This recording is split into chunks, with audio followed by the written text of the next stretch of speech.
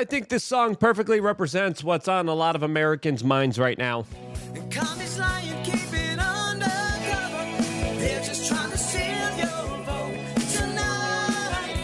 The only garbage I see floating out there is his supporters.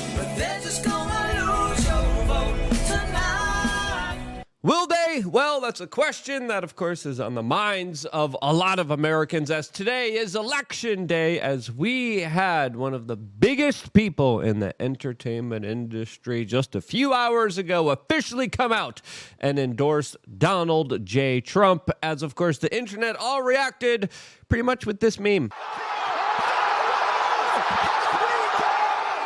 As a lot of people are shocked and surprised, some really weren't, as of course it definitely does look like Elon Musk played a major role in this, as Joe Rogan just a couple hours ago also released episode 2223 with Elon Musk on it 18 hours ago, as the video already has nearly 8 million views just on YouTube alone. As the two talked for over 2 hours and 38 minutes, discussing a lot of really important topics that we are going to be getting into in this particular broadcast, as the two kind of agreed with each other that this could be potentially the last election of our lifetimes, specifically if the Democrats win. Here's their explanation of it. Well, I'll say it again, man. I think this was the last election. If Trump doesn't win, this is the last election. I think you're right.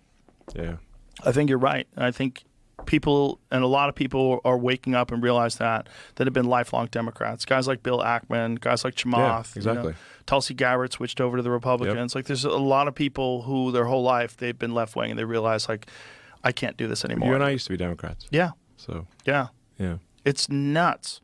It's nuts, man. And As yes, it's a pretty nutty situation. It's a pretty crazy situation that the American people are in, as of course Donald Trump just did his final walkout in Grand Rapids, Michigan at 12:12 a.m. midnight, doing his last speech of the campaign after just finishing an event in Pennsylvania, a major swing state that a lot of people believe will be determining the future president of the United States, as Donald Trump definitely didn't hold anything back during his last speech, going after Nancy Pelosi, saying this. She's a crooked person. She's a bad person. Evil.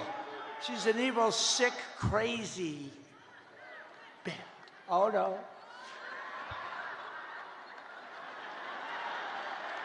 It starts with a B, but I won't say it. I want to say it. This as the crowd cheered, "Say it, say it."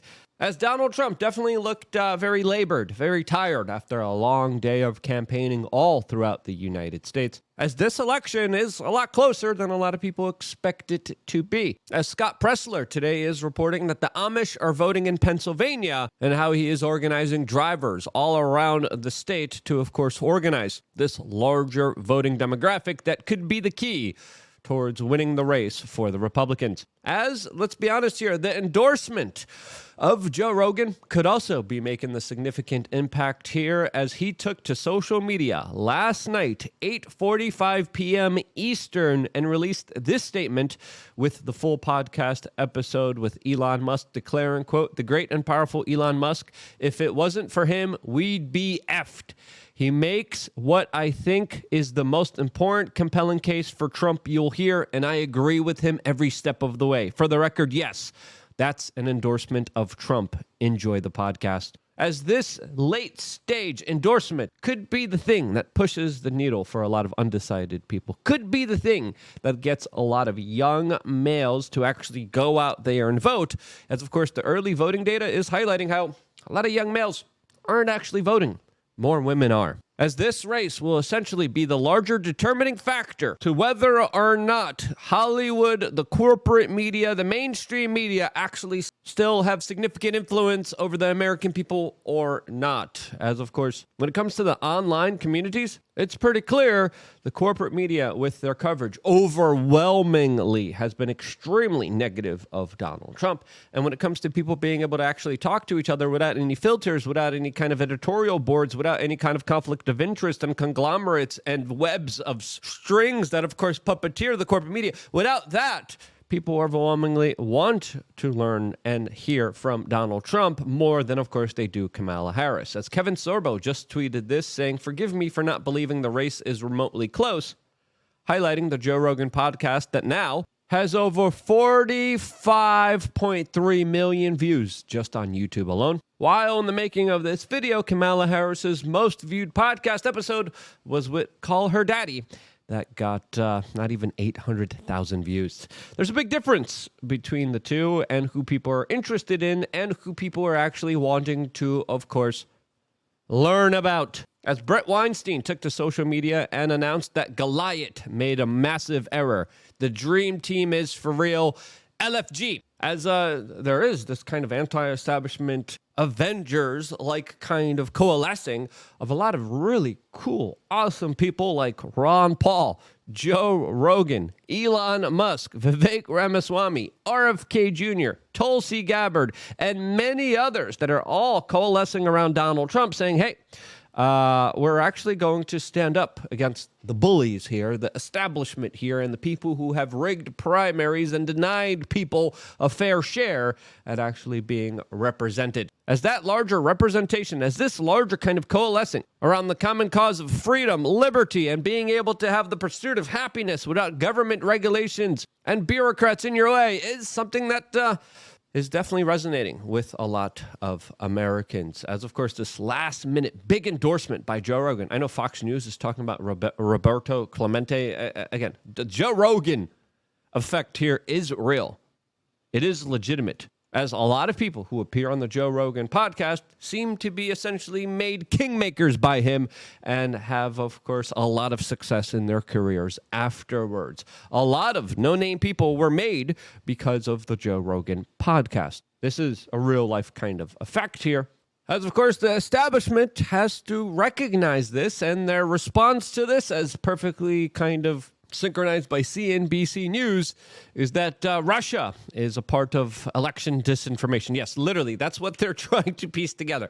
They're saying, hey, Joe Rogan is now officially, after talking to Elon Musk, endorsing Donald J. Trump to be the next president of the United States. And hey, look, the Russians here are pushing this information. Why would you try to bring the two together? As, of course, the U.S. intelligence agencies that clearly do not like Donald Trump have decided to ramp up this larger talking point right on the eve of this election, almost as if it's their own kind of larger propaganda effort trying to galvanize more people to, of course, support Kamala Harris. As, of course, the memes from this reaction, from Joe Rogan now taking an active part in this campaign, are absolutely hilarious and are playing a role in the psyche of the American public that now is deciding to become more politically active than ever. Also, very interestingly, a lot of our supporters are sending us this specific clip of Elon Musk talking about a product that we actually sold, that we actually sell on thebestpoliticalshirts.com. This is a hard way to make a living. Well, there's also a concerted effort to suppress it. There's a concerted effort with the advertisers. Well, we had and still have a massive advertiser boycott that was organized by a bunch of left-wing NGOs. Like and you always want. And I should have brought my. I have a hat. Make Orwell fiction again. I've seen that hat. Yeah, I should have brought. I was going to wear my. I should have brought my Make Orwell fiction hat again. But of course, that's the hat that we officially have been selling for a number of years now on thebestpoliticalshirts.com. You could also get it, and by getting it, you also support this independent media organization. As recently, we had to literally sell out of everything. We had a major disruption in our shirt store. We're slowly and surely bringing back a lot of our shirts, and soon you'll be able to get the one that I'm wearing right now. And we're known for having the best political shirts out there and hats. Still, some of the stuff is sold out there, but go check it out. And this is how you directly support this independent media organization on thebestpoliticalshirts.com. Also on savelukenow.com, we're doing a little fundraiser since, of course, just a few days ago, we got a bombshell destructive announcement from the IRS that is trying to take away like $180,000 that we do not have. So we're selling Make America Not Fat Again special limited edition hats. We only have 100 of them. I will personally sign them if you want me to sign them. And shouts out to everyone helping us out during these very difficult times. SaveLukeNow.com is the website. website. Check it out, as I will be doing a full video soon just describing the crazy, awful situation that has been put on our plate within the last few days. But it's awesome to see that a lot of the gear, a lot of the clothes is starting to resonate and actually get out there to the general public, a part of the larger kind of information culture jamming that we have been a part of, as doing this type of stuff has been really fun. And you could be a part of that fun all just by simply going to thebestpoliticalshirts.com. As of course, we originally started our own kind of t-shirt company mainly because our ideas, our videos, our content was being censored on social media. In response to that, I thought, well, there's one thing that they can't censor, and that's shirts in real life. And that's why we created thebestpoliticalshirts.com, to get the messages out there to the general public without any way of censoring them. As of course now, because of Elon Musk, we have the ability to, of course, express these ideas without any kind of larger fear of being downgraded, deranked, demonetized, or punished because of political ideas that some bureaucrat didn't like. As Joe Rogan was specifically mentioning this to Elon Musk in this clip, specifically thanking him for pushing the Overton window open far wide, just enough for us to be able to talk to each other during these key critical points and times in our political juncture in this country that soon will decide its fate. As it's important to note here that a lot of people were kind of destitute, isolated, deplatformed, and it was Elon Musk that revived them, that brought them back to life, and allowed them to actually have a seat at the table when it comes to political discourse in this country, that has allowed it to actually have a fair chance against the larger propaganda networks out there that use billions of dollars in order to essentially hypnotize and use mass mind control hypnosis on you. As this is going to be the larger final test of the American people to see if they have succumbed to this hypnosis enough to vote for, of course, the Democratic political candidate that will be changing the political landscape of this country forever, weaponizing immigration, going after the Supreme Court, going after free speech platforms, and, of course, making sure that there is no chance at all ever to dare to test, to challenge, to, of course, put in check the U.S. federal government ever again. As Elon Musk's final warning on Election Day, saying, hey, this is it, guys. This is going to be the larger determining factor here, is a real one, especially with all of the things at play here. As, of course, the establishment has been putting out all the stops, all the celebrities that are being paid a lot of money are coming out of the woodwork, a lot of them also very amazingly connected to P. Diddy, a man in jail right now facing some very serious allegations, including the abuse of small children in very serious ways. As Joe Rogan and Elon Musk specifically kind of questioned, it's kind of crazy how he was hurting kids, and basically they were granting him access to more and more children. As a lot of people were pointing out that Donald Trump is endorsed by RFK, Tulsi Gabbard, Elon Musk, Joe Rogan, Tucker Carlson, Hulk Hogan, Dr. Phil, Buzz Aldrin, and Kamala Harris is endorsed by the Diddy list. As it is kind of surprising that a lot of the people that were in P. Diddy's kind of inner circle were at his parties all are just reading the same kind of canned, scripted talking points that they're paid to regurgitate to the American people, just like their lines in movies, and they do it very obediently. They do it very unquestionably, but they're also very kind of unconvincing. As, of course, there's not a lot of genuineness. There's not a lot of kind of real open and honest conversations where you could actually kind of just go into their minds and understand where they're coming from. Now, Joe Rogan, a man that hosts 3+ hour-long podcast episodes, I think definitely creates a certain kind of purview, creates a certain kind of perspective that we really don't get anywhere else. And his larger transformation from Democrat to Republican now is really something to see here. As, of course, this is the same man that in previous years was literally declaring this. I really believe if Michelle Obama runs, she wins. She's good. She's great. She's the wife of the best president that we have had in our lifetime. I've never voted right-wing in my life. I consider universal basic income a really good idea. I want free college education. Take it easy. Hello, Bernie. How are you, Joe? Wonderful. Pleasure to meet you. Nice to meet you. I like Tulsi and I like Bernie. You know Alonzo? No, who's that? A funny comedian. Yeah. He goes, not all Donald Trump supporters are racist, but all racists are Donald Trump supporters.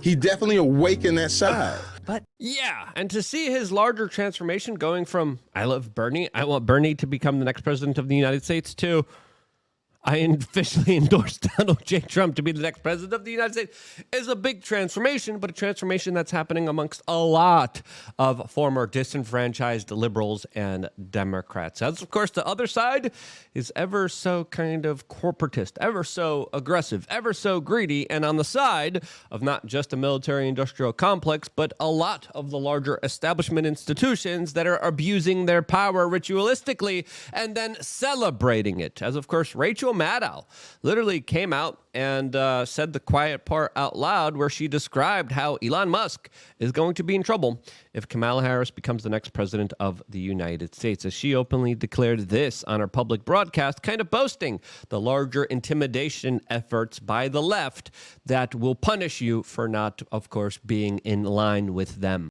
Even if Trump doesn't win, the Defense Department and NASA are going to need a new arrangement for all their rockets and for all the multi-billion-dollar contracts Elon Musk's companies have with the U.S. government. The U.S. government is going to have to either, unwind from all of those contracts, or Elon Musk's companies are going to have to unwind from him. This is an untenable reality in national security terms, now that we know what we know about Elon Musk. Yeah, of course, smirking, bragging, being kind of happy. Like, yeah, you're going to feel the pain, Elon. Yeah, you're going to be, of course, punished because you didn't think the same way politically as we wanted you to think, which just highlights a very kind of insecure, a very kind of nasty, greedy kind of energy that does usually ruminate from a lot of the people in the establishment that really want Kamala Harris to become the next president of the United States. As, of course, it's also important to note that Elon Musk and Joe Rogan talked about a lot of other stuff that we cannot talk about here specifically on this YouTube channel, since there's an overwhelming amount of censorship still on this platform, mainly because of the Democratic intel agency linked kind of organizations that are still pulling the strings behind the scenes. As, of course, the conversations that RFK Jr. started, that Elon Musk and Joe Rogan started, specifically when it comes to individuals like Dr. Fauci, absolutely critically important, and something that we are, of course, going to be talking about later on today, as we have a very special broadcast available for our members on LukeUnfiltered.com. We got a very special video coming out now. And then, of course, we return later on tonight with jam-packed, amazing human beings and individuals that will be talking to us live during the election, as we are going to be joined by so many incredible people all around the country. We're going to be talking to them all throughout the night, as there's going to be a lot of important information to cover, to get into, to break down. And we're going to be breaking it down in real time, all on this particular YouTube channel. So click subscribe, click the notification, and maybe the technocratic overlord gods will let you actually see this particular video, as we are facing a lot of censorship. But your support, more important than ever, and I wouldn't be here if it wasn't for you guys doing that. Stay tuned for a lot more, all here on youtube.com/wearechange. SaveLukeNow.com. as well. See you guys soon with some really awesome people here in studio. Stay tuned for more. Love you guys.